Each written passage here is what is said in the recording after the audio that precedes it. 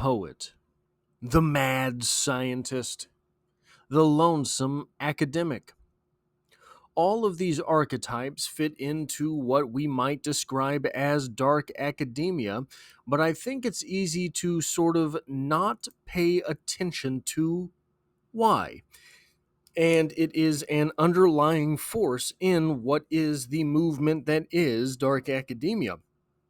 Welcome to Strip Cover Lit, where we squeeze the bigger picture out of literature. I'm Adrian Fort, and we are here for a poetry discussion which will appear in 3 separate playlists here on the channel. Number 1 being the Emily Dickinson playlist, a playlist of videos dedicated to the greatest poet of all time. Number 2 being the poetry discussion playlist, a playlist nearing 800 videos strong. And number 3 being the Dark Academia playlist, where we discuss different works of literature as they pertain to the idea, the aesthetic, the movement of dark academics. The poem in question today, One Need Not Be a Chamber to be Haunted, and it reads as such. One need not be a chamber to be haunted. One need not be a house. The brain has corridors surpassing material place, far safer of a midnight meeting external ghost than an interior confronting that whiter host. Far safer through an abbey gallop, the stones a chase, than moonless one's own self encounter in lonesome place. Ourself behind, ourself concealed, should startle most. Assassin hid in our apartment be horror's least. The prudent carries a revolver. He bolts the door, overlooking a superior specter more near. One need not be a chamber to be haunted. One need not be a house. Haunted. What does it mean to be haunted? To have ghosts running around inside. Dickinson here is saying you don't have to be a chamber to be haunted. You don't have to be a house to have ghosts running around inside you. The brain has corridor surpassing material place. Your brain has more rooms to hide ghosts than any house ever could, than any corridor, or than any chamber you could find. But I started this discussion with those 3 archetypes: the tortured poet, very dark academic idea, right? The mad scientist, maybe the most dark academic idea. The lonesome scholar, the lonesome academic, the person who is pursuing academia, pursuing study to the nth degree, and so he or she gets lost. These things seem perhaps disparate. That list of archetypes and the idea here that one need not be a chamber to be haunted. But I want you to think about each of those archetypes.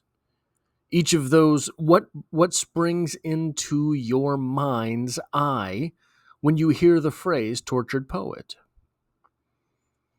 What springs into your mind's eye when you hear the term mad scientist? What springs into your mind's eye when you hear the term the lonesome academic? Someone working feverishly, isn't it? Someone who is in pursuit, hot pursuit of some scholarly ideal. The supremacy of scholarship. With all 3 of those archetypes, that's what makes them dark academic ideas, right? They are forsaking the normal life, the average life, for something more isolated, but with study. All 3 of those archetypes are of someone working feverishly. Why? Why would someone work feverishly? Each one of those individuals, every time you will see them come up in literature, if you pay close enough attention, every time you will see one of them come up in real life, it's because they're running from something, isn't it? The tortured poet is not tortured for the sake of torture. The tortured poet is tortured by something striving to get out of the tortured poet because it lives in there and it doesn't want to. The mad scientist, tortured by something that he or she cannot fix. I must fix this thing. I must bring dead material back to life, right? That's the Frankenstein story. The lonesome scholar, working feverishly to learn one more thing because that one more thing might make them whole. All of these people are running from something that is residing within the corridors of their brain. This might be, so surely there are other poems that are more closely akin to what it means to be a dark academic. I don't know, however, if there is any other poem in the English language that is so closely rooted to the seed of dark academia. It is, I think, a feverish workload for someone who considers themselves a dark academic because there is something alive inside of them striving to get out. That's why I kind of shirk away so heavily from the idea that this is an aesthetic. I think that it is something far closer to an ascetic, that is a torture of the body for the good of the mind or soul.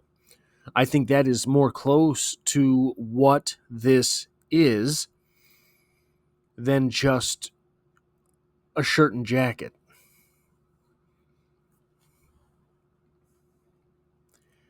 And I think that it is something that has gained a movement because it is a yearning to return to something. It is a yearning to return to academic ideas, academic pursuits, meaning something. It seems they do not in our world today. This poem ends somewhere very dark. The prudent, if you're smart, you carry a revolver and you bolt the door, overlooking the superior specter more near. If you're smart, when you get home, you'll lock that door and not think about the fact that what you're doing is you're locking yourself in with something way scarier than what's out there. If you're smart, that's what you'll do. The prudent, the smart, carries a revolver and locks his door when he gets home. But in order for any of that to make sense, he has to forget the fact that what he's doing is locking himself in with a way, way darker beast. And in the ideas of dark academia, that's exactly what that's for, right? That's exactly for what the isolation is useful. Because you are locking yourself in with something more spectral, something more frightening, more haunting. Locking yourself in with something that will make you work. I think that Emily Dickinson is a little bit overlooked in the ideas of dark academia. But I think that if people who take a movement such as this seriously give Emily Dickinson another chance, or a first chance, or just pick up the book and give it a serendipitous chance, flip it open, point to a random poem, and you will be surprised by the dark academic implications. That is all I have for this video. If you like or appreciate what it is that I do here, hitting the like button really does help me out, as it tells YouTube to share this video with other literature lovers. If you find yourself here by chance but not design, consider hitting the subscribe button and sticking around for more. And as always, I hope to have you back for the next one.